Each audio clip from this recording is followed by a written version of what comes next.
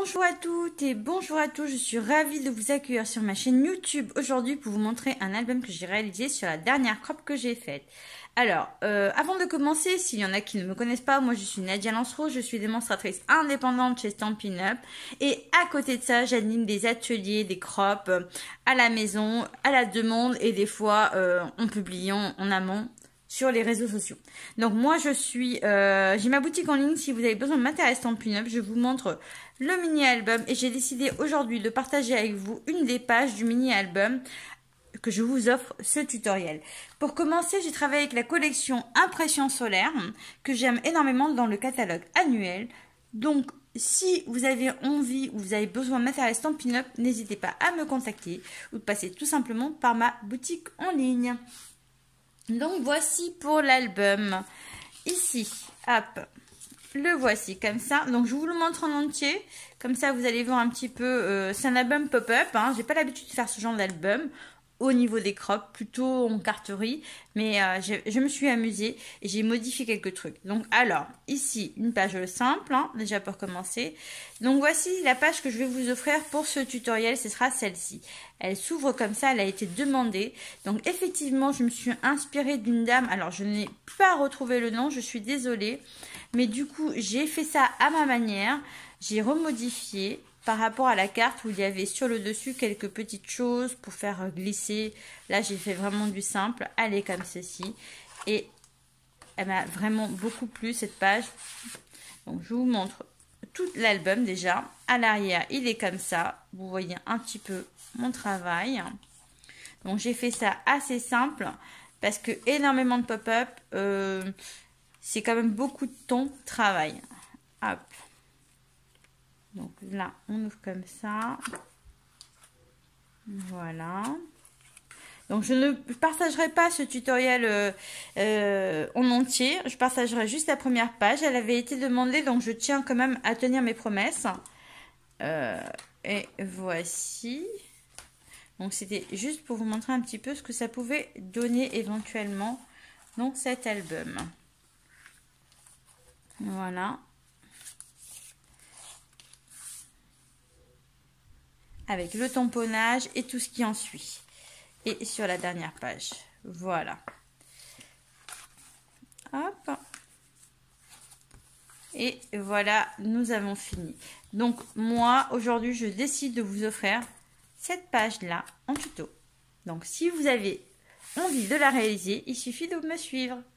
Donc pour réaliser cette partie de l'album, il nous faut deux papiers qui font 21 par 22,9. Un papier qui va faire 25,8 par 12,4 et je marque un pli à 1 et un 1,4 sur 1, 2 et 3 côtés. Donc les deux côtés courts et celui qui est long. Et après, je viens tout simplement supprimer les quatre petits rectangles là. Ok, ça me fait... Hop, je suis en train de chercher où est-ce qu'il est montré. Je ne vois pas grand-chose. Voilà. Pour cette partie-là. Ensuite, il va me falloir deux bandes qui font 22,9 par 2 cm avec un pli à 1 cm. Hop, on va marquer les plis. Il va nous falloir deux morceaux de papier qui font tout simplement 10,5 par 22,9.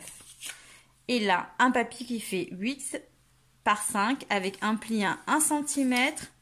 Et ici, à l'autre extrémité, un pli à 2 cm. Et surtout, ce qu'on va venir faire, c'est après, c'est arrondir quand même le milieu, là, avec un plioir os. Donc, voilà. Donc, je marque les plis de mon papier qui fait 25,8 par 12,4 que j'ai déjà plié. Et je vais venir coller une feuille de 22,9 par 21 ici. Juste là, hop, à ce niveau-là uniquement. Donc, on voit très bien. On garde le pli de 0,4 ici. Une fois cette partie collée, on va surtout la laisser de côté et on va déjà venir préparer nos deux pages qui sont là. Ça, on va en coller une ici, une ici. Et ensuite, je vais venir tout simplement coller au-dessus, là, mon deuxième feuillet. Je fais ça et je vous montre. Une fois qu'on a réalisé cette étape, voici ce que ça donne. On a le feuillet de près. Ok, ah, il s'est mal collé là, j'attends un petit peu. Et après, effectivement, on pourra coller le papier design éventuellement. Moi, j'ai tendance à coller à la fin. Vous faites comme vous voulez. Donc, voici ce qui se passe. Et donc, vous avez votre feuillet ici. Donc, celui-ci, je vais le retourner.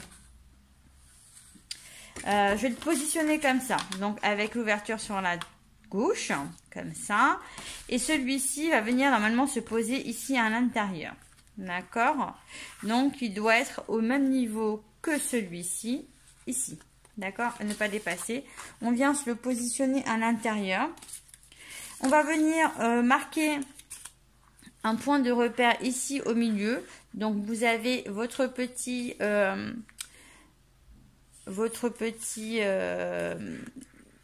il se tourne comme ça en fait, il est dans ce sens là. Donc on va mettre la colle là, dans le milieu de la carte qui est là, ok, à peu près, hein. Donc moi je vais le faire à l'œil juste pour vous montrer, mais l'idée c'est quand même que vous mesurez et vous le positionnez carrément au milieu de votre feuillet qui est là, ok. On va le positionner comme ça, parce que si on ne le positionne pas vraiment au milieu, ça peut aussi un petit peu gâcher le mécanisme, hein.